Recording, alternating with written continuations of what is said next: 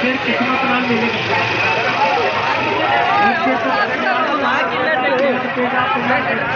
40 रुपया मेरा भी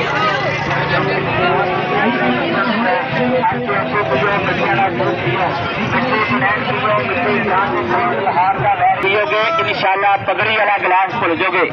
अंदर सुखे पत्थर पानी के हरे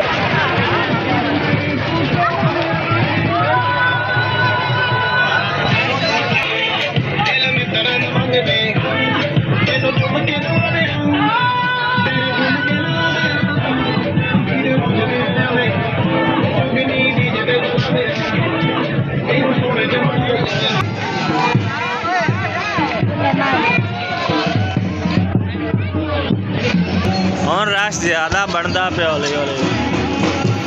ਕੱਲ ਜ਼ਿਆਦਾ ਰਸ਼ ਹੋਣਾ।